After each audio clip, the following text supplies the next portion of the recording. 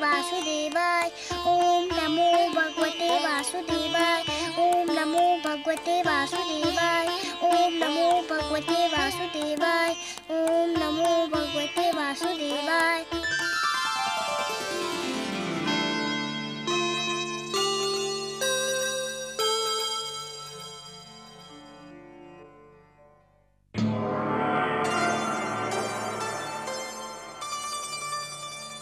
प्रणाम देवी।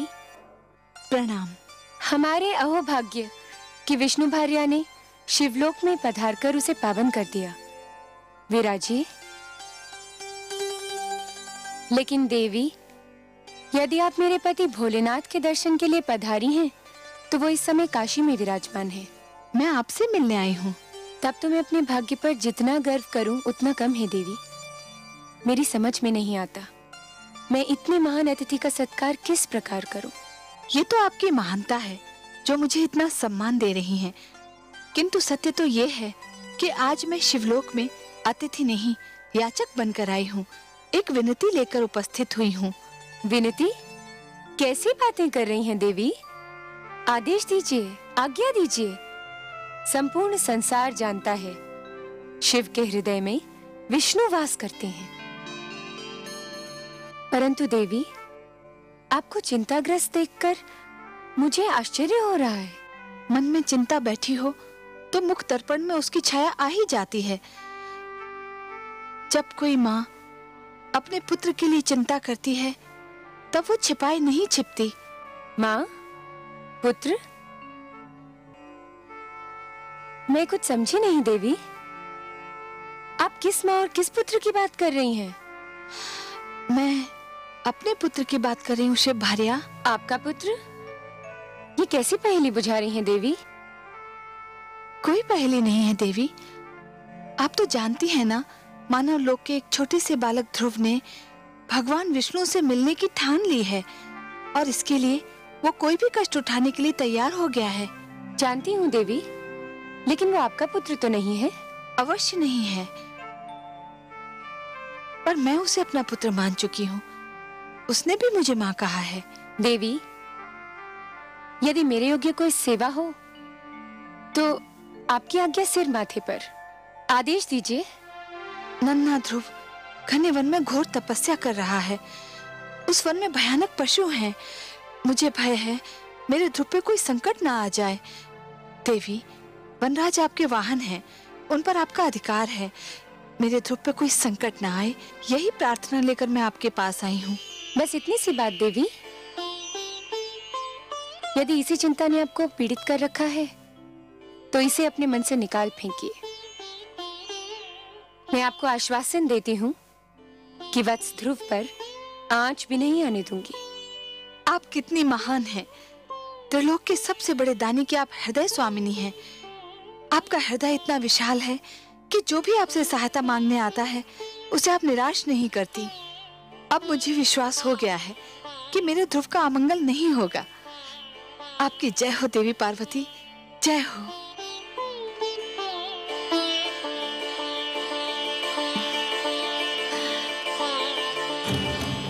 भगवते वासुदेवाय। ओम नमो भगवते वासुदेवाय। ओम नमो भगवते वासुदेवाय। ओम नमो भगवते वासुदेवाय। ओम नमो भगवते वासुदेवाय। ओम नमो भगवते वासुदेवाय। ओम नमो भगवते वासुदेवाय। ओम नमो भगवते वासुदेवाय। ओम नमो भगवते वासुदेवाय। ओम नमो भगवते वासुदेवाय।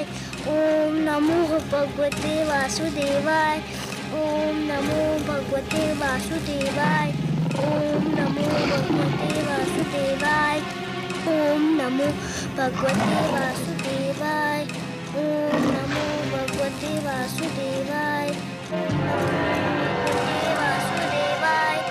ओम नमो भगवते वासुदेवाय। ओम नमो भगवते वासुदेवाय।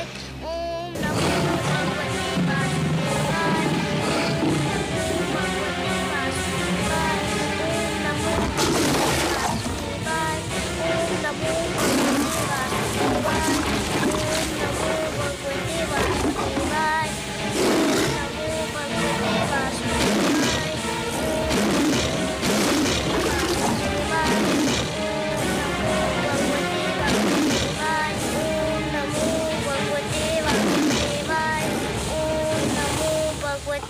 वासुदेवाय। ओम नमो भगवते वासुदेवाय। ओम नमो भगवते धन्य हो पुत्र, वासुदेवाय। धन्य है तुम्हारी ये तपस्या, भगवते तुम्हारा ये विश्वास, तुम्हारा ये दृढ़ निश्चय। वासुदेवाय। पुत्र, तुम्हारी ऐसी तपस्या से तो बड़े बड़े ऋषि मुनि भी सीख लेंगे। तुम्हारा सदैव कल्याण हो, यही मेरा आशीर्वाद है। नमो भगवते वासुदेवाय। ओम नमो भगवते तुम्हें सदैव सफलता मिले पुत्र, यही मेरी कामना है। वासुदेवाय। ओम नमो भगवते सिंहराज, तुम यहीं ठहरोगे, पुत्र ध्रुव पर कोई संकट न आने पाए। ओम नमो भगवते वासुदेवाय। ओम नमो भगवते वासुदेवाय। नमो भगवते वासुदेवाय।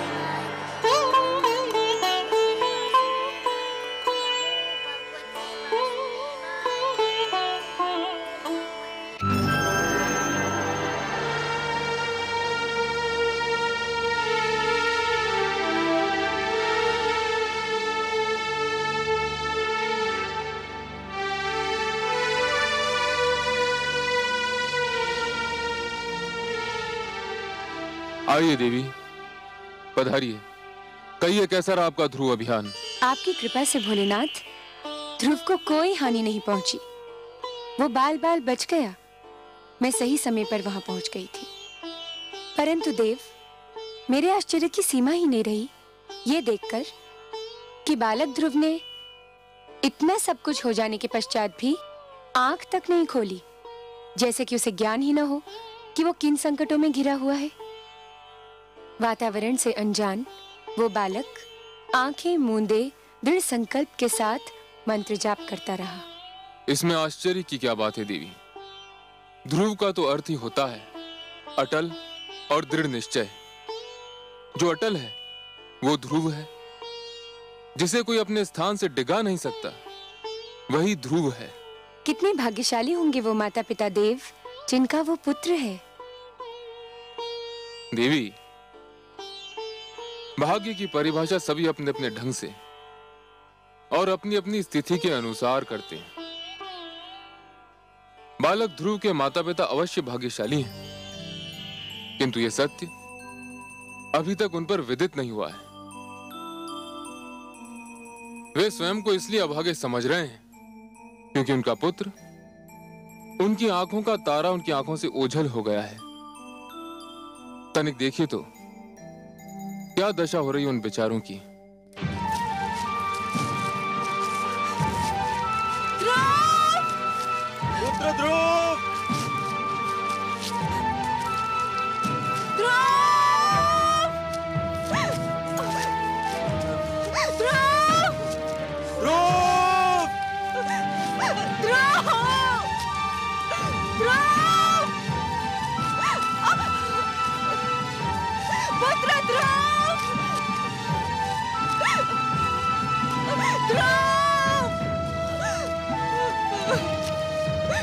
पुत्र ध्रुव!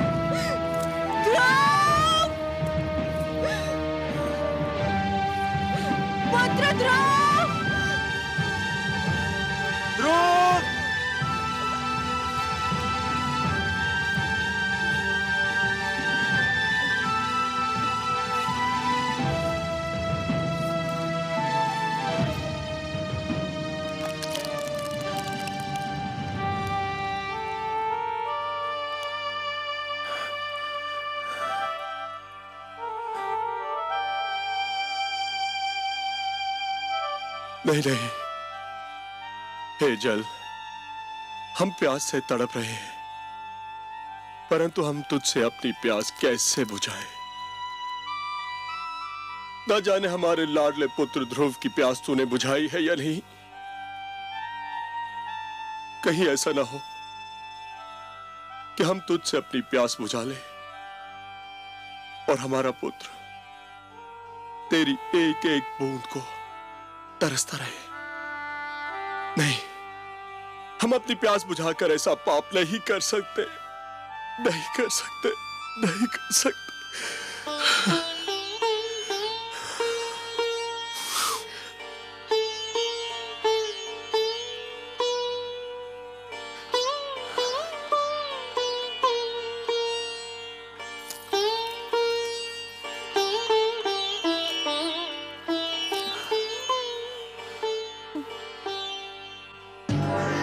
नारायण नारायण।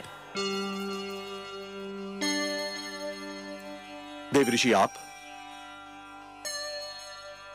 महारानी सुनीति, लगता है हमारे भाग्य जाग गए। आपके दर्शन करके तो हम धन्य हो गए। न जाने कब से हमारी आंखें आपके दर्शनों की प्यासी थी। आंखों की प्यास यदि बुझ गई हो तो अब आप जल से अपनी प्यास बुझाएं। जल ग्रहण कीजिए राजन, आप भी, और महारानी सुनीति आप भी। कैसे ग्रहण करें? जब से हमारा पुत्र राजमहल छोड़ के गया है, भूख प्यास सब मिट गई हमारी। न जाने कहाँ होगा, कैसा होगा, उसे ढूंढ ढूंढ के थक गए हम। राजभवन का पाला हुआ न जाने किन मार्गों में ठोकरें खा रहा होगा वो। आपका पुत्र भगवान विष्णु की खोज में निकला है। जो भगवान की खोज में निकलते हैं, जिनके मन में वो रम जाते हैं, उन्हें भगवान अपनी अनुकंपा की छत्र छाया में ले लेते हैं। संसार की कोई भी विपदा उन्हें छू भी नहीं सकती। हमारा पुत्र कहाँ है इस समय? मैं ये तो नहीं बता सकता देवी, परंतु इतना अवश्य कह सकता हूं, वह जहां भी है सुरक्षित है। क्या हम उसे मिल सकते हैं देवऋषि? यह भी संभव नहीं है, क्योंकि ध्रुव भगवान विष्णु के अतिरिक्त किसी से मिलना नहीं चाहता। फिर आप उससे कैसे मिल सकते हैं? हे देवर्षि, क्या हम उसकी एक झलक भी नहीं देख सकते? नहीं देवी, यह भी संभव नहीं है। क्यों संभव नहीं? इसलिए क्योंकि उसे स्वयं भगवान विष्णु की एक झलक देखने की धुन है, इसलिए आप उसे देख न पाएंगी। मेरा परामर्श मानेंगे राजन? आज्ञा दे प्रभु। आप अपनी राजधानी लौट जाइए। यह संभव नहीं है देवऋषि। मैं प्रण कर कर निकला था कि लौटूंगा तो ध्रुव को साथ लेकर, नहीं तो मैं भी नहीं लौटूंगा। नारायण नारायण। महाराज उत्तानपाद, आप भी विचित्र प्राणी हैं। क्यों प्रभु? आपने तो मानो ठान ली हो कि जीवन भर वही करेंगे जो दूसरों के लिए कष्टदायक हो। ये आप क्या कह रहे हैं प्रभु? मैंने तो कभी किसी को कोई कष्ट नहीं पहुंचाया। किसको नहीं पहुंचाया? कौन सा धर्म निभाया आपने जिससे दूसरों को सुख मिले? मैं आपका कटाक्ष समझा नहीं प्रभु। कटाक्ष नहीं, ये सत्य है राजन। सबसे पहले आप पति धर्म भूले। आपने सुंदरता में अधिक रुचि ली, नीति को महत्व नहीं दिया। सुंदर सुरुचि को पाकर आप सुशील सुनीति को भूल गए। आपने पिता का भी धर्म नहीं निभाया। इसलिए आज आपके जिस पुत्र को आपके स्नेह की छांव में होना था, वह इस झुलसाती धूप में भटक रहा है। और अब अपनी प्रजा को कष्ट देकर आप एक राजा के धर्म से भी विमुख होना चाह रहे हैं। परंतु प्रभु, मैंने प्रजा को तो कोई कष्ट नहीं दिया है। कैसे नहीं दिया? राजकाज की बागडोर और अपनी प्रजा के हित को एक स्वार्थी नारी की दया पर छोड़कर आप समझते हैं कि आपने अपनी प्रजा को बहुत सुख दिया है। जो राजा अपने परिवार की समस्या में पड़कर अपनी प्रजा के हित को भूल जाए, उसे राजा कहलाने का कोई अधिकार नहीं है। एक सुंदर नारी की सुंदरता में आप ऐसा फंसकर भटके कि धर्म का मार्ग ही भूल गए।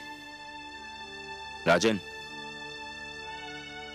जब एक व्यक्ति भटकता है तो केवल वही व्यक्ति भटकता है, किंतु जब एक राजा भटकता है तो पूरा देश भटक जाता है, राष्ट्र भटक जाता है। आप सत्य कहते हैं प्रभु, परंतु मेरे लिए अपने पुत्र को भूल पाना संभव नहीं। मैं राजा अवश्य हूं, पर पिता भी तो हूं। यही तो वो सत्य है राजन, जो एक साधारण व्यक्ति से राजा की और एक राजा से साधारण व्यक्ति की पहचान अलग करता है। एक साधारण व्यक्ति के लिए उसका परिवार ही उसका संसार है, किंतु एक राजा के लिए उसकी प्रजा ही उसका परिवार है। और आप अपने परिवार को भूल गए हैं। अब भी समय है राजन, अपनी भूल का प्रायश्चित कर लीजिए, घर लौट जाइए।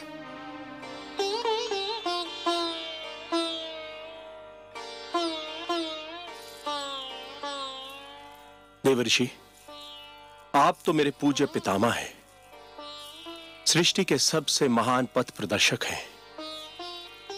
आपने तो सदैव ही भटकों को मार्ग दिखाया है। आपने मुझे भी धर्म का मार्ग दिखाया है। मुझे मेरी भूल बताकर आपने बड़ा उपकार किया है। प्रणाम है आपको, बारंबार प्रणाम है। आपकी आज्ञा शरोधार्य करके मैं अपने परिवार, अपनी प्रजा के पास वापस लौटता हूं।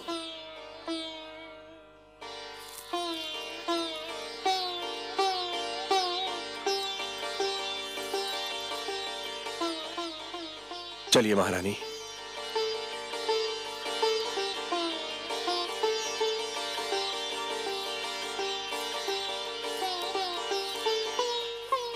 चलो, माता पिता को तो सद्बुद्धि मिल गई, अब देखें ध्रुव की स्थिति क्या है। नारायण नारायण। ओम नमो भगवते वासुदेवाय। ओम नमो भगवते वासुदेवाय। ओम नमो भगवते वासुदेवाय। ओम नमो भगवते वासुदेवाय। ओम नमो भगवते वासुदेवाय। ओम नमो भगवते वासुदेवाय। ओम नमो भगवते वासुदेवाय। ओम नमो भगवते वासुदेवाय। ओम नमो भगवते वासुदेवाय।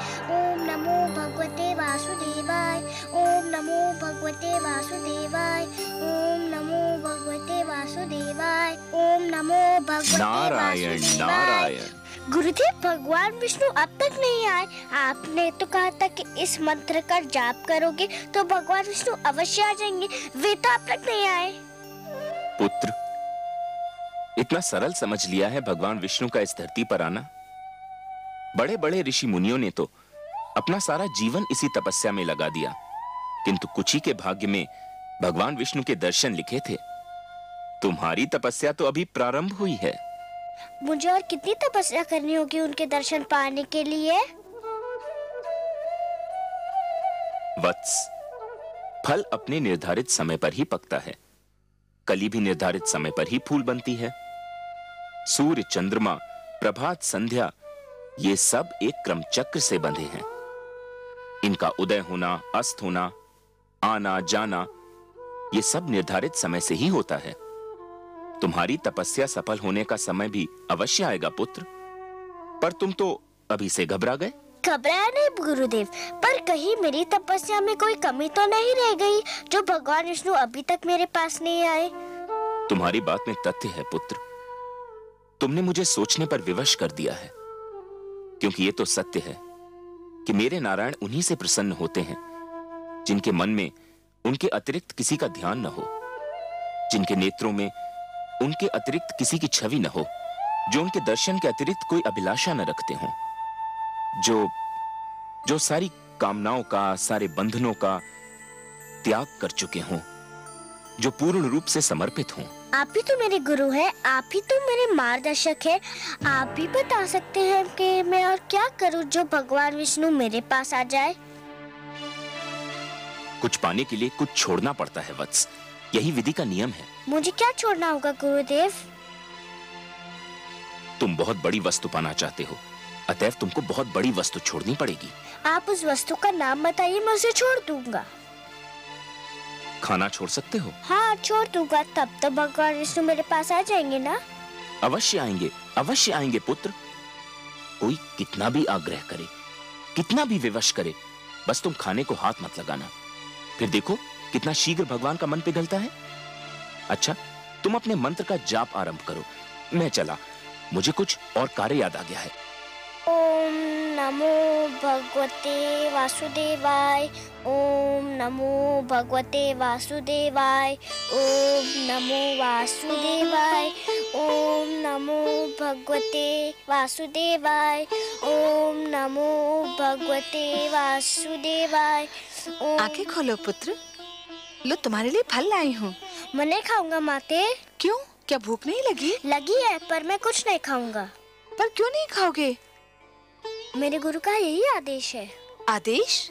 क्या आदेश है? क्या कहा देवर्षि ने तुम्हें? उन्होंने कहा है कि यदि मैं खाना छोड़ दूं तो भगवान विष्णु शीघ्र मेरे पास आ जाएंगे।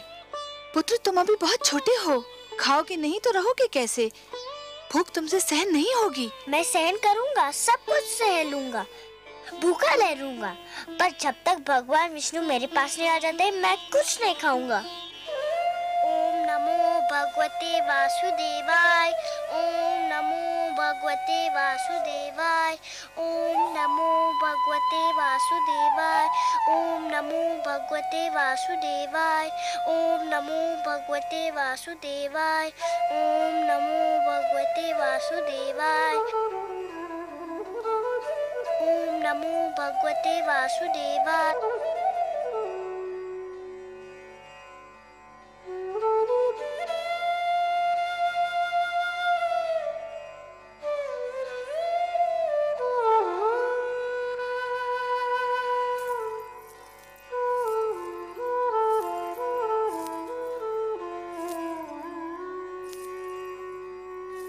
आपका मुख आपके मन का दर्पण है देवी।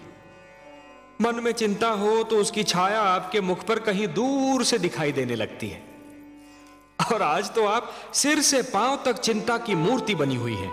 सब कुशल तो है?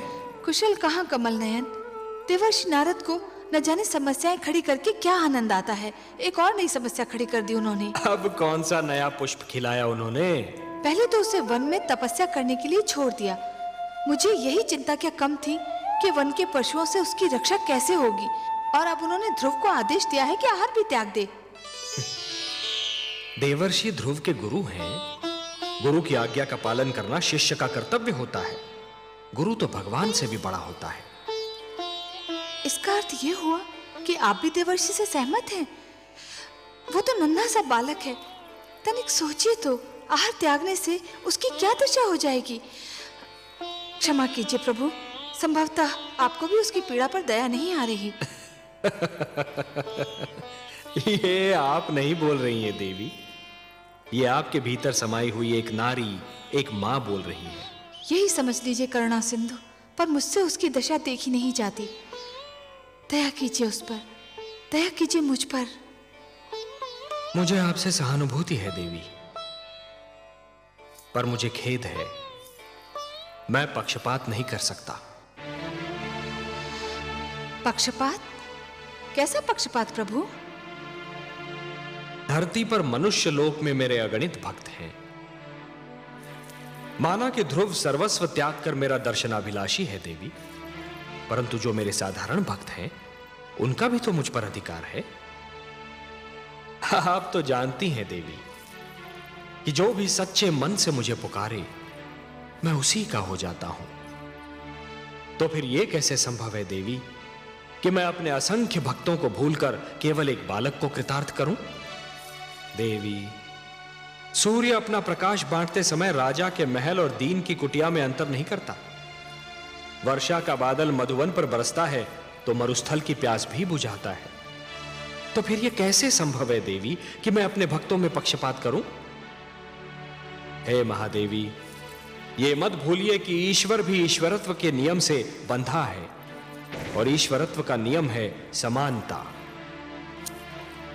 मेरी दृष्टि में समस्त मानव जाति समान है, मैं धरती पर जा अवश्य सकता हूं देवी, किंतु समस्त मानव समूह के कल्याण के लिए, केवल किसी एक के कल्याण के लिए नहीं। चाहे मेरा ध्रुव भूख प्यास से दम ही क्यों न तोड़ दे।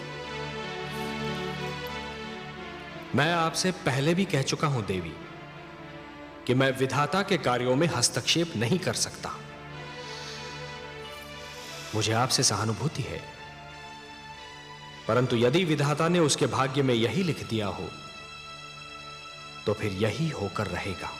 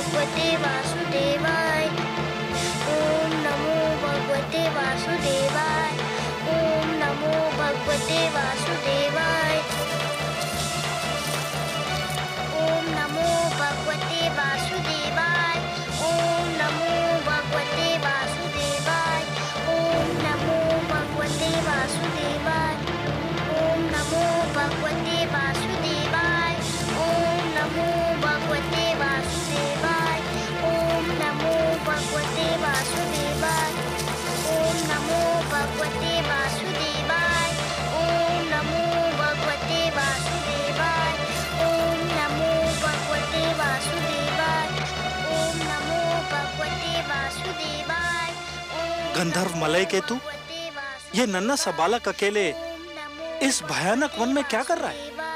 देखते नहीं गंधर्व राज चित्ररथ भगवान विष्णु के मंत्र का जाप कर रहा है। ये बालक अवश्य ही उनका मन जीतने का प्रयत्न कर रहा है।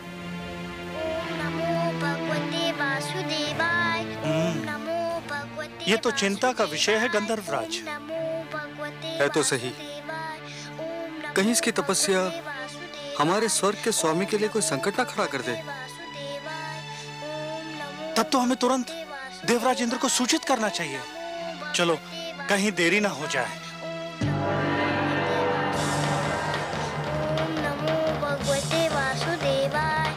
ओम नमो भगवते वासुदेवाय। ओम नमो भगवते वासुदेवाय।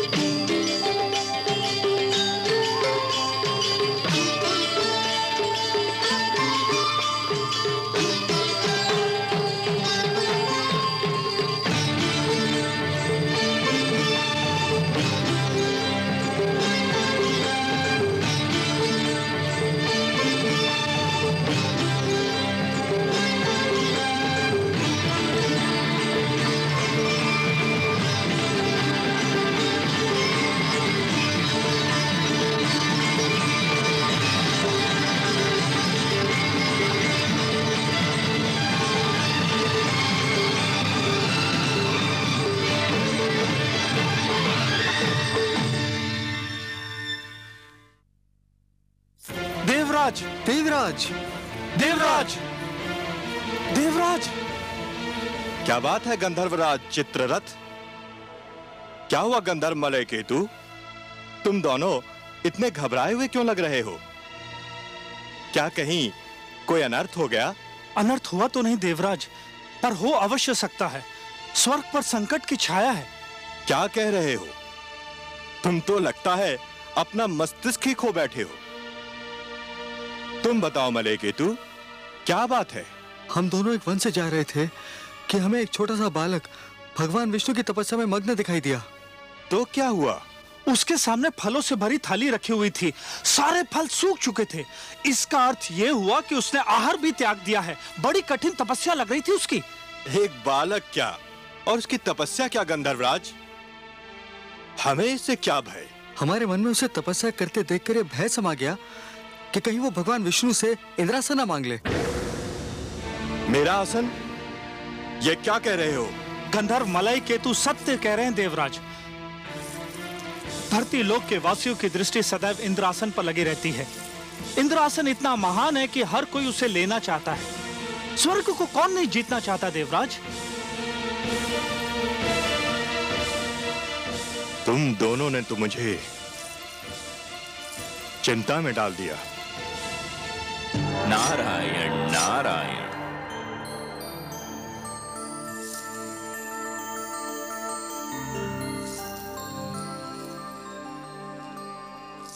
बड़ी शुभ घड़ी में पधारे आप देवर्षि। मैं सोच ही रहा था कि अपनी चिंता का भागीदार किसे बनाऊं कि आप आ गए। मैं आपकी कोई सेवा कर सका तो स्वयं को धन्य समझूंगा। आपको ज्ञात है कि एक बालक वन में भगवान विष्णु के लिए तपस्या कर रहा है? हाँ, मैं जानता हूं। उस बालक का नाम ध्रुव है। क्यों कर रहा है वो तपस्या? बड़ा विचित्र प्रश्न है देवराज। क्या आप किसी को तपस्या करने का भी अधिकार नहीं? परंतु उसकी तपस्या का कोई तो उद्देश्य होगा। तपस्या, साधना, भक्ति और आराधना ये व्यक्तिगत कार्य हैं देवराज। जो जिसकी पूजा करता है वही उसका उद्देश्य समझता है। आराधक और आराध्य के बीच आने का किसी को भी अधिकार नहीं। मुझे इतना भोला न समझिए देवर्षि। धरती के वासी स्वार्थ के बिना ईश्वर की पूजा भी नहीं करते। इस बालक का भी अवश्य ही कोई स्वार्थ है। मानता हूं देवराज, आप सत्य कह रहे हैं, किंतु ध्रुव के विषय में कहना उचित न होगा। क्यों? मानव लोक के वासियों के मन में साधारणतया दो ही प्रलोभन होते हैं। या तो उन्हें सत्ता का लोभ होता है या फिर धन का। ध्रुव महाराज उत्तानपाद का ज्येष्ठ पुत्र है, सो उसे सत्ता का क्या लोभ होगा? सत्ता तो आज नहीं तो कल उसके हाथों में आनी ही है। और आप तो जानते ही हैं देवराज कि धरती पर जिसके हाथों में सत्ता होती है उसके चरणों में धन का ढेर लग जाता है। सो ध्रुव को धन का भी लोभ नहीं हो सकता। हमारे गंधर्व तो कुछ और ही सोचते हैं। क्या सोचते हैं आपके गंधर्व? इनका विचार है और हमारे विचार में इनका विचार कुछ अनुचित भी नहीं कि ध्रुव भगवान विष्णु से वरदान में हमारा सिंहासन मांगने वाला है। नारायण नारायण। देवराज, धरती पर कई बार प्रलय आई और फिर सृष्टि की रचना भी हुई। युग बदले, शताब्दियां बदली, कल्प बदले, मनवंतर बदले, पर नहीं बदले तो आप। उधर क्षण भर को किसी ने साधना में आंख क्या बंद कर ली, इधर आपका सिंहासन डोल गया।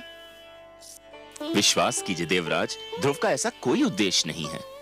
आप जानते हैं देवर्षि की इंद्रासन पर सबकी आंखें लगी रहती हैं। पहले भी कई बार कई लोग इसे हथियाने का प्रयास कर चुके हैं। मुझे यही चिंता है। आपको चिंतित रहने का इतना अभ्यास हो चुका है देवराज कि यदि आप चिंतित न लगें तो अधूरे से लगते हैं। ध्रुव की दृष्टि में इंद्रासन तुच्छ है। उसकी दृष्टि तो कहीं और ऊंचाई पर लगी हुई है। परंतु आप चाहते क्या हैं देवराज? मैं चाहता हूं कि उसकी तपस्या में बाधा पड़ जाए, उसकी साधना टूट जाए।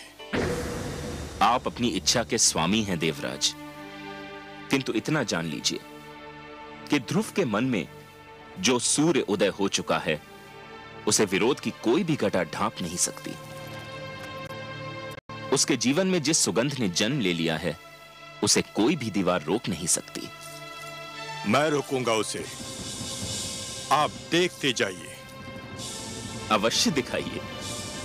मुझे तो यूं भी आपकी लीला देखने में बड़ा आनंद आता है। नारायण नारायण। रक्षिता, आज्ञा देवराज। रक्षिता, तुम्हें अभी इसी समय धरती पर जाना है, उस वन में जाना है जहां एक नन्हा बालक ध्रुव भगवान विष्णु के लिए तपस्या कर रहा है। तुम्हें उसकी तपस्या भंग करनी है। जो आज्ञा देवराज। उसकी तपस्या भंग करने का ढंग मैं बताता हूं तुम्हें, ध्यान से सुनो। ओम नमो भगवते वासुदेवाय। ओम नमो भगवते वासुदेवाय। ओम नमो भगवते वासुदेवाय। ओम नमो भगवते वासुदेवाय। ओम नमो भगवते वासुदेवाय। ओम नमो भगवते वासुदेवाय। ओम नमो भगवते वासुदेवाय। ओम नमो भगवते वासुदेवाय। ओम नमो भगवते वासुदेवाय। ओम नमो भगवते वासुदेवाय। ध्रुव, ओम नमो भगवते मेरे पुत्र, तू यहाँ है और मैं तेरी खोज में न जाने कहां भटक रही थी। भगवते वासुदेवाय। आंखें तो खोल मेरे राज दुलारे। देख, भगवते वासुदेवाय। देख, मैं तेरे सामने खड़ी हूँ। नमो भगवते वासुदेवाय। देख, तेरे वियोग में ओम नमो भगवते मेरी क्या दशा हो गई। ओम नमो भगवते वासुदेवाय। ओम नमो भगवते वासुदेवाय। अरे, भगवते वासुदेवाय। तू तो मेरी बात ही नहीं सुनता। ओम नमो भगवते वासुदेवाय। पहले मेरी एक पुकार पर मेरे पास दौड़ा चला आता था, मेरी बाहों में समा जाता था। ओम नमो भगवते वासुदेवाय। ये तुझे क्या हो गया है ध्रुव? ओम नमो भगवते वासुदेवाय। ओम नमो न जाने किसने जादू टोना कर दिया मेरे राजकुमार पर। ओम नमो भगवते वासुदेवाय। मेरे लाल, बंद कर दे अपनी तपस्या। तेरी इच्छा पूरी हो गई है। महाराज, तुझे अपनी गोद में बिठाने को तैयार हो गए हैं। तेरी विमाता सुरुचि ने भी अपनी भूल स्वीकार कर ली है। चल मेरे लाल, राजमहल तेरी प्रतीक्षा कर रहा है। ओम नमो भगवते वासुदेवाय। ओम नमो भगवते वासुदेवाय। हाय मेरे भाग्य, मेरी आंखों की तारी, मेरे मन के चैन, ये तेरी आयु नहीं तपस्या करने की। अभी तो तेरे खेलने कूदने के दिन है। तूने अभी जीवन में देखा ही क्या है। तुझे मेरी सौगंध, बंद कर दे ये जाप। नमो भगवते वासुदेवाय। ओम नमो भगवते वासुदेवाय। यदि तूने जाप नहीं बंद किया तो मैं अभी यही तेरे सामने अपने प्राण त्याग दूंगी। ओम नमो भगवते वासुदेवाय।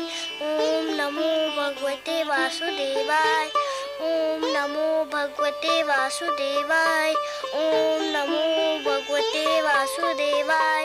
ओम नमो भगवते वासुदेवाय। ओम नमो भगवते वासुदेवाय।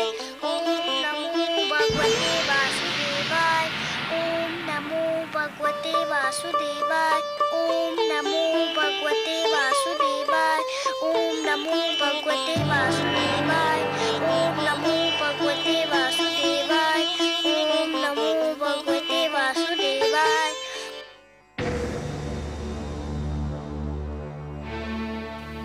तुमने खाना छोड़ दिया है, यदि पानी पीना भी छोड़ दो तो भगवान विष्णु और भी शीघ्र तुमसे मिलने आ जाएंगे। ओम नमो भगवते वासुदेवाय। ओम नमो भगवते वासुदेवाय।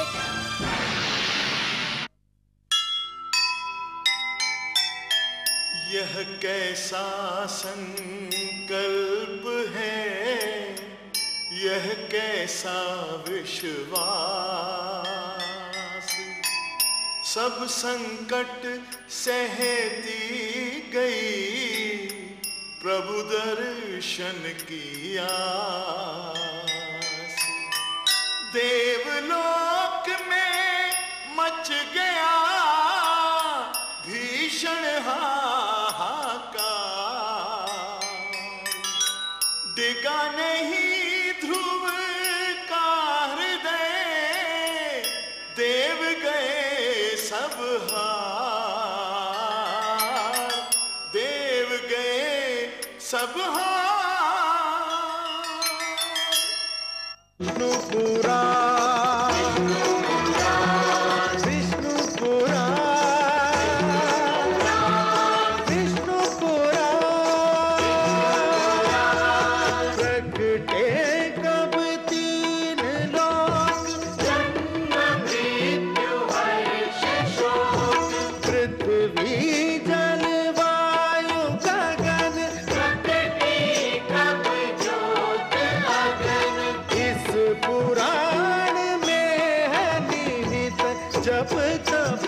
और